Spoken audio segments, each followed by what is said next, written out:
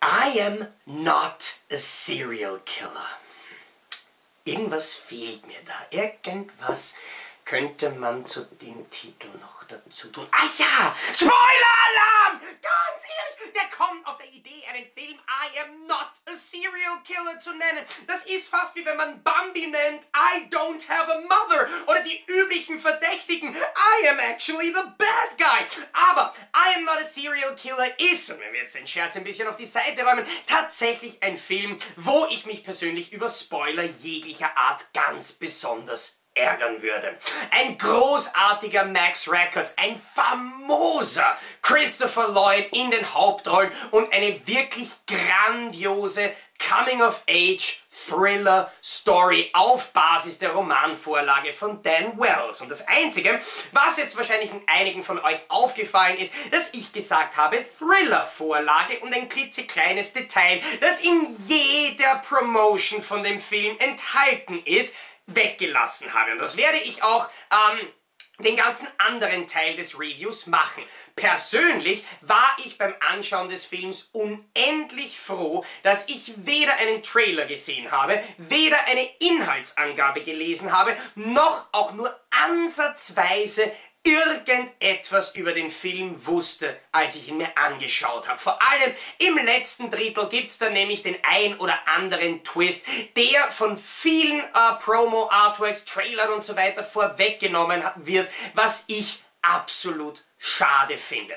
I am not a serial killer ist ein großartiger, spannender, atmosphärischer, hervorragend gespielter Film, den man wirklich einfach nur über sich ergehen lassen bis hin zu genießen sollte und wo man als Zuschauer einfach von Minute zu Minute sich immer mehr in die Handlung und vor allem in die Welt des Films hineinziehen lassen soll.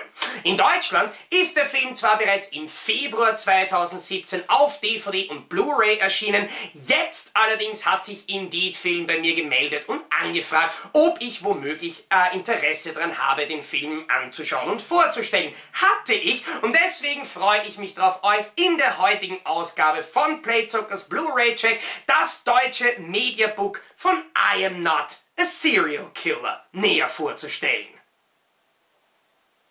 Und bist du deppert, ist dieses Ding ein Biest. Und damit meine ich gar nicht einmal das Monster, das auf dem Frontcover abgebildet ist und eben genau jener verdammte Spoiler, den ich eigentlich in den ersten 3 Minuten des Reviews verzweifelt versucht hatte zu vermeiden. Aber lassen wir den jetzt einfach noch einmal außen vor und kümmern uns um das tatsächliche Biest, das Indeed Film im Februar in unsere Wohnzimmer gebracht hat. Einerseits bekommen wir für dieses Mediabook ein Backcoverblatt aus Papier, wo wir überlappend auf dem Frontcover einerseits das FSK-Logo und andererseits ein paar klitzekleine Hinweise zu dem klitzekleinen Inhalt des Mediabooks inklusive einem 72-seitigen Booklet bekommen. Oh yeah! Schauen wir dann mal über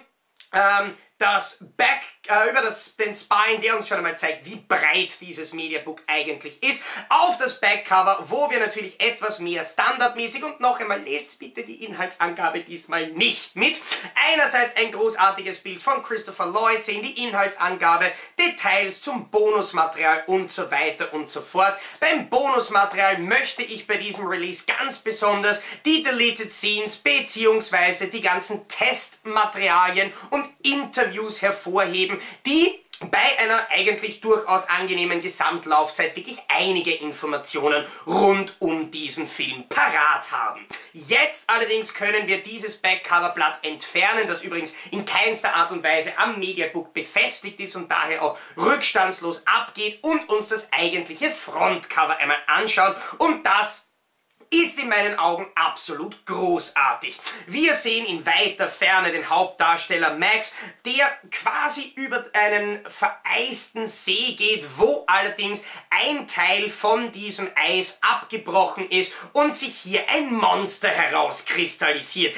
Ein, muss man auch dazu sagen, wirklich cool aussehendes Monster. Eines, über das ich in diesem Review jetzt aber definitiv nicht noch mehr sagen möchte. Das Einzige, was ich mich noch traue von mir zu geben, ist die Tatsache, dass das, was man auf diesem Bild sieht, sehr wohl Bezug nimmt zu dem, was letztendlich in dem Film passiert. Aber was ich euch nicht genau verraten möchte, was, wie und wann das passiert. Was ich euch allerdings sehr wohl noch verraten möchte, ist, dass Indeed-Film für dieses Mediabook auf ein cooles, klassisches Lederfinish gesetzt hat, sodass sich dieses Mediabook nicht nur großartig angreift, sondern, finde ich, auch bei Betrachtung bei unterschiedlichen Lichteinfallswinkeln absolut großartig aussieht. Was ich ebenfalls großartig finde, ist die Tatsache, dass dieses Frontcover-Motiv mehr oder weniger nicht auf dem Frontcover verharrt, sondern einerseits über den Spine und dann auch noch auf das Backcover fortgesetzt wird, wobei man beim Backcover eben einfach nur den Titel von Dan Wells Vorlage in deutscher Sprache stehen hat. Dafür allerdings, finde ich, sieht das Ganze hier relativ cool aus, auch wenn einem bei näherster Betrachtung womöglich auffallen könnte, dass es sich nicht um ein komplett neu gestaltetes Backcover handelt, sondern quasi um eines, das bei der Falte zwischen Spine und Backcover gespiegelt wurde. So sehen wir eben auch dasselbe Haus, denselben Turm und denselben Ausschnitt vom Wald noch einmal, was allerdings meines Erachtens nach bei diesem Motiv kein allzu großes Problem ist, weil es einfach trotzdem gut aussieht und quasi diese Wiederholung nicht so störend sich bemerkbar macht, wie beispielsweise beim Mondo Steelbook von We Are X. Schauen wir jetzt einmal ins Mediabook hinein und wir finden auf der linken Seite die DVD, die ebenfalls mit diesem Eismotiv ausgestattet ist, und auf der rechten Seite in wirklich edlem Design und Look ebenfalls dasselbe Bild, das mehr oder weniger auch auf der DVD zu finden ist. Unterhalb der DVD finden wir ebenfalls wieder den Schriftzug von der Originalromanvorlage, wobei sich ebenfalls hier so ein kleines Bildelement von der linken zur rechten Seite durchschlängelt, was eben einfach cool aussieht. Und so wie das Ganze eingebaut wurde im Inneren von dem Mediabook, finde ich es hier auch sogar passend, dass das Cover von dem Booklet nicht komplett formatfüllend ist, sondern eben hier tatsächlich diesen kleinen Rahmen hat. Wechseln wir jetzt einmal auf die Rückseite von dem Booklet, wo eben die Rückseite vom Booklet an sich genauso gestaltet ist. Hier bekommen wir hier bekommen wir halt nur etwas genauere Credits, genauere technische Details und so weiter, und dann auf der rechten Seite die Blu-ray. Und das, was uns hier geboten wird, finde ich einfach wirklich nur genial. Das Bild auf der Blu-ray generell gefällt mir viel besser als das auf der DVD. Was mich hier dann im direkten Vergleich eben wundert, ist die Tatsache, dass, wenn wir die Blu-ray entfernen, wir sehen, dass auf der Disc dasselbe Motiv fortgesetzt wird, das auch im Inneren von diesem Mediabook abgedruckt wurde. Etwas, was mir persönlich immer wahnsinnig gut gefällt, was aber zwecks Einheitlichkeit mich ein klein wenig wundert, dass das bei der DVD nicht gemacht wurde. Trotzdem bin ich der Meinung, dass, auch wenn das ein wirklich minimalster Kritikpunkt meinerseits ist, das Innere von diesem Mediabook absolut fantastisch ist.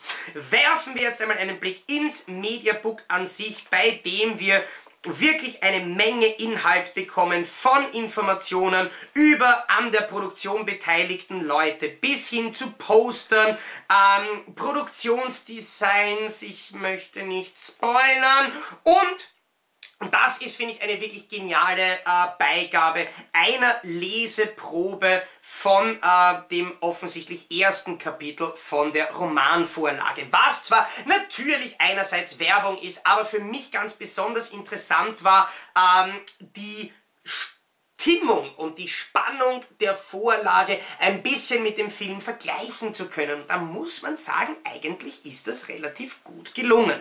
Außerdem gibt es noch einen regulären Booklet-Teil von Nando Rona hier geschrieben. Es gibt noch einige Storyboards und so weiter. Also diese 72 Seiten Booklet wurden meines Erachtens nach wirklich einerseits abwechslungsreich und andererseits interessant gefüllt. Und selbst wenn man jetzt natürlich sagen kann, dass diese Leseprobe etwas Werbung ist, na und trotzdem besser, sie in einem fetten, genial aussehenden Mediabook einfach dabei zu haben, als sie, well, nicht dabei zu haben.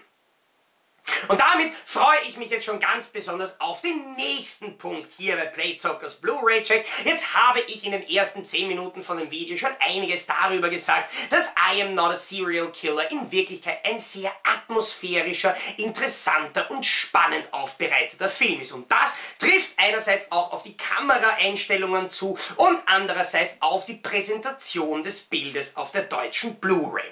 Wie gewohnt möchte ich darauf hinweisen, dass ich die Bilder in der folgenden Slideshow zwar allesamt selber gemacht habe, sie aber in keinster Art und Weise bearbeitet oder verfremdet habe. Trotzdem musste ich die Bilder abspeichern, ins Video einfügen, dieses dann rendern und auf YouTube hochladen, weswegen die Bildqualität der Screenshots in der jetzt folgenden Slideshow nicht mehr 1:1 die tatsächliche Blu-ray-Bildqualität repräsentieren kann. Trotzdem finde ich, bekommen wir hier einen wirklich interessanten Einblick in das, wie I Am Not a Serial Killer auf der deutschen Blu-ray aussieht. Wir bekommen nämlich ein wirklich interessantes, hervorragend gemachtes Bild, das zahlreiche Elemente aus diesem Film sehr gut unterstützt. Nämlich einerseits die etwas zurückhaltende Farbwiedergabe, der teilweise schon fast blasse Look des Bildes mit etwas weniger Kontrast, mit leichten Überstrahlungen, mit leichten abgedunkelten Momenten, mit etwas übermäßigen Bildrauschen in einzelnen Sequenzen. Das ist aber in dem Fall meines Erachtens nach weder auf eine schwache Produktion noch auf eine schwache Blu-ray zurückzuführen, sondern definitiv vom Regisseur in dieser Form gewollt, weil es eben auch nicht den ganzen Film hindurch in derselben Intensität auftritt. Es gibt auch einige Szenen mit etwas kräftigerer Farbwiedergabe, aber es unterstützt das, was wir im Film sehen, wirklich sehr gut. Was ebenfalls erwähnenswert ist, ist die Schärfe, die bedingt eben durch das verwendete Filmmaterial bzw. den vom Regisseur gewünschten Look nicht dermaßen perfekt punktscharf ist wie bei einem aktuellen Transformers, was aber eben auch hier dazu passt. Für die deutsche Blu-ray wurde der Transfer auf jeden Fall sehr gut aufbereitet. Der 104 Minuten lange Spielfilm belegt ca. 30 GB auf der Filmdisk, sodass man von einer gelungenen Kompression sprechen kann, die sich auch den Film hindurch nicht mit irgendwelchen Störelementen und Faktoren zu erkennen gibt.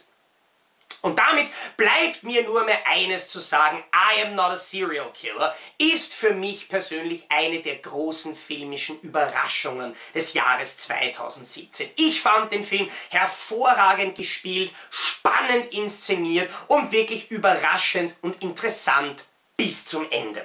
Das Einzige, was man hier wirklich noch schaffen sollte, ist, dass man sich vorher in irgendeine Wabe verkriecht, dass man ja keine Spoiler abbekommt, dass man so wenig wie möglich über diesen Film weiß, weil wenn man gewisse Faktoren und gewisse Twists schon erfahren hat, dann wirken sie im Film einfach nicht so gut. Schade, dass diese Twists absolut verankert sind in der Promotion des Films, auch in der Gestaltung des Mediabooks, was eben mein einziger Kritikpunkt an der ganzen Sache ist. Optisch ist Indeed-Film nämlich mit dem I Am Not a Serial Killer Mediabook ein großartiger Release gelungen. Fantastisches Artwork, tolles Leder-Finish, außerdem ein 72 Seiten starker Booklet-Teil mit großartigen Informationen und einer Leseprobe. Das Ganze schön aufgemacht, auch auf der Blu-ray, wirklich tolles Bonusmaterial und ein echt sehenswerter Film und das Ganze dann noch dazu eigentlich zu einem sehr angenehmen Preis. Meines Erachtens nach zählt I Am Not a Serial Killer definitiv schon jetzt zu den besten Mediabooks, die wir im Jahr 2017 vorgesetzt bekommen, und deswegen kann ich abschließend nur sagen, jeder, der ansatzweise von dieser Mischung aus Coming-of-Age-Story und Horror-Thriller, und Gott, jetzt habe ich es selber gesagt, sich interessiert fühlt, der sollte sich das Mediabook auf jeden Fall ins Regal holen. Sowohl der Film als auch der Release sind es definitiv wert, besessen zu werden.